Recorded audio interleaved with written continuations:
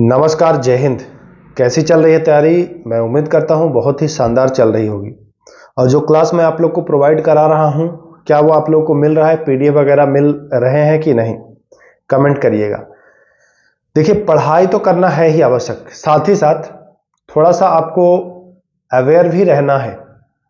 Aware अगर नहीं रहेंगे, जागरूक अगर नहीं रहेंगे तो नुकसान हो सकता है। देखिए, अगर आप मेरे साथ जुड़ के कर रहे हैं तैयारी, तब तो मैं आपको बिल्कुल सही दिशा में ले चल रहा हूं। जो बच्चा घर पे रह के तैयारी कर रहा है या जो कहीं अन्य जगह से तैयारी कर रहा है, वो भी इस बात को नोट कर लीजिए। जो हमसे कर रहे हैं वो तो कर ही रहे हैं, जो इधर उधर से कर रहे हैं वो नोट कर लीजिए। दो तीन बातें जो है वो फायदा करेगा आपको। साइंस के लिए मैं एक वीडियो बनाया था कि कहां से कैसे लाइन बाई लाइन प्रश्न उठा करके पूछता है ना? देख लिया है आपने? साइंस वाला आपने सब देख लिया है। उस पर मैं क्लास आपको प्रोवाइड कराऊंगा, बहुत ही जल्द कराऊंगा। तैयारी पूरी लगभग आपको मैं पिछले वीडियो में दिखाया था, उस पर मैं बहस नहीं करूंगा इसमें। इस वीडियो में मैं एक और चीज बताने वाला हूं जो कि आपको सीधा फायदा उठाएगा। अगर घर पे आप तैयारी करते हैं तो नोट कर लीजिए। देखिए, बिहार दरोगा में अगर हम बात करते हैं कि हिस्ट्री, इतिहास की, तो इतिहास से भी ठीक ठाक प्रश्न पूछे जाते हैं। ठीक ठाक का मतलब, इतिहास में तीन सेगमेंट आपको देखने को मिलता है: प्राचीन इतिहास, मध्यकालीन और आधुनिक। आधुनिक भारत जो है ना, यहां से आपको प्रश्न हैवी अमाउंट में मिलेगा उन दोनों की अपेक्षा। केवल आधुनिक भारत से आपको 8-10 प्रश्न आधुनिक भारत से मिल जाएगा, केवल और केवल। अभी 8-10 प्रश्न आपके लिए मायने रखता है, चाहे पीटी की बात कर लीजिए, चाहे मेंस की बात कर लीजिए। तो कुछ टॉपिक मैं आपको मोटा मोटी बताऊंगा, उस पर आपको फोकस कर लेना है। अब आप बाद में पूछेंगे कि सर हम कौन सी बुक से पढ़ें? तो देखिए, अगर मैं किसी भी किताब का नाम बताता हूं तो जो लूसेंट को फॉलो करते हैं, अगर मैं क्राउन बताता हूं तो क्राउन वाले को बुरा लगेगा। क्राउन को जो फॉलो करते हैं तो उनको लगा कि लूसेंट बताएंगे तो उनको बुरा लगेगा। हालांकि दोनों बुक मतलब खराब नहीं है, लेकिन एनफ भी नहीं है, पर्याप्त भी नहीं है कि नहीं? सिंगल सिंगल अगर दोनों बुक को आप अगर लेते हैं तो दोनों बुक एनफ नहीं है, पर्याप्त नहीं है। कुछ ऐसे टॉपिक हैं जो मैं आपको बता दे रहा हूं, आप कहीं से भी कर लीजिएगा। अगर हमसे जुड़े रहेंगे तो मैं तो करा ही दूंगा। नहीं, अगर आप मुझसे नहीं जुड़ना चाहते हैं, आप कहीं से और से करना चाहते हैं, तो उसके लिए कोई दिक्कत नहीं, आप कहीं से भी करिए, तैयारी करिए, इन टॉपिक्स को पढ़िए। हमारा कहने का सीधा सा मतलब ये है कि भैया कहीं से भी पढ़िए, बट पढ़िए। हाँ, महत्वपूर्ण जो टॉपिक है नोट कर लीजिए आप। देखिए, नए नए जो राज्य बने थे, नवीन राज्यों का उदय, जिसमें आपको मैसूर इंपॉर्टेंट है, लिख लीजिए। आप प्रीवियस ईयर क्वेश्चन देख लीजिए, वहां से प्रश्न बनता है। मैसूर आपका टीपू सुल्तान से प्रश्न बन जाएगा, हैदर अली से प्रश्न बन जाएगा। तो मैसूर आपको पढ़ना ही पढ़ना है, नोट करिए। बिना नोट किए कोई फायदा नहीं है। हमारे पास देखिए, जो मैं चीज रखा हूं ना, हमारे पास जो किताब है मैं उसकी बात कर रहा हूं, सब कुछ मैं टिक करके लाया हूं, परेशान मत होइए। मैसूर आपको पढ़ लेना है। दूसरे पॉइंट पर मैं बात कर लूं कि अवध, अवध से भी प्रश्न आपको बनता है, अवध को आपको पढ़ लेना है। तीसरा जो बनता है वह है भैया बंगाल। जी हां, बंगाल से भी आपको प्रश्न बनता ही बनता है। तो ये तीनों तो मोस्ट इंपॉर्टेंट है: बंगाल, अवध और मैसूर। बंगाल में प्लासी, प्लासी में सिराजुद्दौला या फिर मीर जाफर, मीर कासिम, जो भी, ये आपको डिटेल में पढ़ लेना है। अब आप कहेंगे कि कौन सी बुक से पढ़ें? तो देखिए, मैं बार बार कहता हूं कि कोई एक बुक इसके लिए इनफ नहीं है। एक बुक में आपको 10 प्रश्न पूछता है दरोगा में से, तो उसमें 6 मिलेगा, बाकी 4 आपको नहीं मिलेगा। चाहे आप ल्यूसेंट ले लीजिए, चाहे क्राउन ले लीजिए, आपको अदर सोर्स का सहायता लेना पड़ेगा। अगर मेरिट में आना है तो, और नहीं खाली पास होना है, तो कोई एक बुक से फॉलो कर लीजिए, हो जाएंगे पास। बट अगर चाहते हैं कि मेरिट में है तो थोड़ा सा आपको रहना पड़ेगा सतर्क। तो यहां तक हो गया, ठीक ना? अब चलते हैं आगे हम लोग नेक्स्ट में। तो देखिए, एक और बनता है मराठा, है ना? मराठा से बिहार दरोगा में ये फेवरेट टॉपिक है, मराठा। मराठा स्पेशल अलग दिया हुआ है। मराठा देखिए, मैं आपको दिखाऊं, मराठा तथा संघ, इसमें कभी पूछ देता है भैया कि शिवाजी का जो अष्टप्रधान है उसमें क्या नाम है ना? किसका क्या है? शिवाजी का क्रम पूछ देता है कि इनका जो प्रथम आक्रमण, लास्ट आक्रमण, कैसे इन्होंने क्या किया, ये पूछ देता है।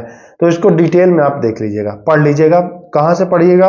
आपकी मर्जी है। अगर हमारे साथ जुड़ेंगे, अगर आप चाह रहे हैं कि हम किताब तो बता दें, तो किताब का तो चटनी उड़ गया है, लेकिन फिर भी मैं दिखा दूं, बताने को तो मैं बता ही दूंगा। हाँ, इसका होगा, ये सर एस के पांडे का है ना, एस के पांडे का है। ये बहुत ही मतलब हमने तो देखा है कि प्रश्न जो है ना वो बिल्कुल एकदम डायरेक्ट इससे हूबहू आपको दिखेंगे। तो मराठा में आपको शिवाजी मोस्ट इंपोर्टेंट है, देखिए मैं यहाँ पर टिक किया हूं। अगर आप हमसे जुड़े हैं तो आपको ये मतलब परेशान होने की जरूरत नहीं है। बाकी अगर अन्य जगह से हैं तो आप ये पढ़ लीजिएगा। आगे आगे जो महत्वपूर्ण है, जो बहुत ज्यादा, वो है 1857, जो मोस्ट इंपोर्टेंट है। ये सब मतलब वीवीआई है, ये सब पढ़ना ही पढ़ना है। इसके अलावा और भी चीजें हैं, सब कुछ मैं इसमें नहीं बता सकता हूं, बहुत लेंदी हो जाएगा वीडियो। मोटा मोटी मैं 7-8 टॉपिक बताऊंगा जो आप पढ़िएगा, और 7-8 नंबर यहां से आपका आना ही आना है। ये आप पढ़ लीजिएगा, 1857 का विद्रोह निश्चित ही पढ़ लीजिएगा, नहीं तो अफसोस करिएगा, फिर बाद में मत कहिएगा कि कोई बताया नहीं, है ना। मैं इसीलिए आप लोग वीडियो तो मैं बहुत कम देता हूं इन सब चीजों पर। कुछ लोग हैं कि जो रोज ले आके पसार दे रहे हैं, लेकिन उतना भी जरूरी नहीं है पसार देना। कंटेंट जो मैं दे रहा हूं उसको आप पढ़िए, मैं आपको टॉपिक वाइज चीजें उपलब्ध करा रहा हूं, तो उसको आप पढ़िए, वो फायदा करेगा। एक चीज मैं और बता दूं, ये संविधान में अभी आप पढ़ेंगे, भारत का संवैधानिक विकास। जब अंग्रेज आए थे ना, तो उन्होंने कुछ एक्ट लगाया था, तो उसको पढ़ लीजिएगा। हालांकि ये संविधान में भी आप पढ़ सकते हैं, यहां भी आप पढ़ लीजिएगा, यहां थोड़ा सा विस्तृत में दिया हुआ है, संविधान में बस प्रावधान दिए हुए हैं। तो एक प्रश्न यहां से बनेगा। हाँ, जो अति महत्वपूर्ण है, जिसको अंग्रेजी में आप मोस्ट इंपोर्टेंट कहेंगे, वो है धार्मिक और सामाजिक पुनर्जागरण। धार्मिक पुनर्जागरण मैं उदाहरण स्वरूप बता दूं आपको कि कैसे प्रश्न बनता है।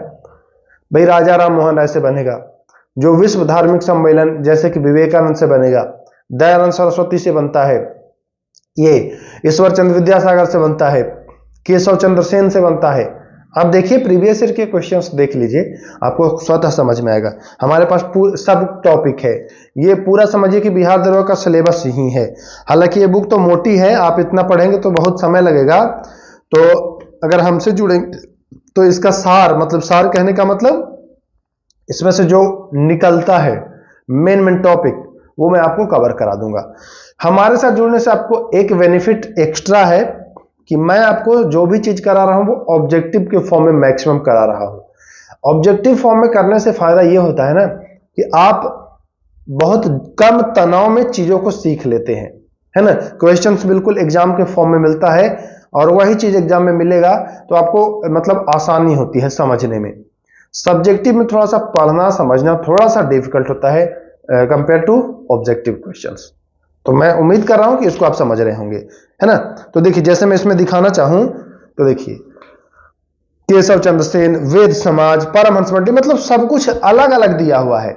यहां से बिल्कुल एकदम एक एक प्रश्न बारीकी से मैं आपको कराऊंगा, एक एक टॉपिक को मैं बारीकी से कराऊंगा। अगर हमसे जुड़े हैं तो कोई दिक्कत नहीं है, अगर अन्य जगह से हैं तो आप इन सब टॉपिक को कर लीजिएगा। आप सामान्यतः बुक में पढ़ते हैं तो खाली भाई वेद समाज की स्थापना किसने की थी, है ना, वेद समाज की स्थापना किसने, या ब्रह्म समाज की स्थापना किसने की थी। अब एग्जाम में पूछता है कि भाई ब्रह्म समाज की स्थापना तो की थी, लेकिन जब ब्रह्म समाज के जो फाउंडर थे वो कहीं और चले गए तो उनके बजाय कौन किया, या उनकी मृत्यु हो गई तब कौन किया, मतलब थोड़ा सा डिटेल पूछने लगा है, तो ध्यान रखिएगा। मुझे याद है जब मैं एग्जाम दे रहा था बिहार सिविल इंस्टीट्यूट का, तो एक पूछा था कि रस्त गुफ्तार, अब सभी लोग जानते हैं कि दादा भाई नौरोजी, यह किस भाषा में लिखी गई है। तो थोड़ा सा डिटेल में पढ़ने की आवश्यकता है, ऐसे पूछा गया था, है ना। तो ये सारी चीजें मैं एक बार फिर दिखा दूं। देखिए, जैसे विवेकानंद हो गया, इनका रामकृष्ण मिशन हो गया, मैडम ब्लास्टी का थियोसॉफिकल सोसाइटी, तो ये प्रश्न पूछता है, आपको ये चीजें करनी पड़ेंगी।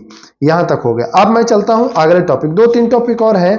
जो एक आता है किसान विद्रोह से, है ना। कभी देखिए आपने ये देखा होगा सत्यशोधक समाज या फिर भीमराव अंबेडकर जी, तो इनसे प्रश्न बनता ही बनता है, तो इनको आपको पढ़ना है। अब आप देख रहे होंगे कि मैं जो भी टॉपिक दिखा रहा हूं वो सब हाईलाइट है। आपको कोई भी खोल लीजिए, अचानक आप खोल लीजिए, कोई भी खोल लीजिए, कोई भी पेज आप खोलिए, अब ये तो क्वेश्चन आंसर है, फिर भी यहां पर आपको टिक वगैरह मिल जाएगा, है ना। तो कोई भी टॉपिक, तो मैंने सबको छांट रखा है, ऐसा नहीं है कि हमको छांटना है, हमने छांट रखा है। बिहार दरोगा के लिए सब कुछ तैयार कर रखा है मैंने। तो ये सारी चीजें आपको कर लेनी होगी। अगर हमसे जुड़ेंगे तो आपको ये सारी चीजें मैं उपलब्ध कराऊंगा पीडीएफ के फॉर्म में, ऑब्जेक्टिव के फॉर्म में। अगर खुद से करेंगे तो आप कर सकते हैं, स्वतंत्र है ना। तो ये टॉपिक हो गया। उसके बाद मैं चलूं आगे। तो हाँ, भारत का जो स्वतंत्रता संघर्ष हुआ था, जो उसमें शामिल हुए थे लोग, उनके बारे में आपको डिटेल में पढ़ लेना है। जैसे कि इसमें एक महत्वपूर्ण है, लिखिए इसको, नोट करिए, आता है गांधी युग। गांधी युग के मतलब गांधी जी के जन्म से लेकर के उनके मृत्यु तक, यहां पर आप देख पा रहे होंगे गांधी युग।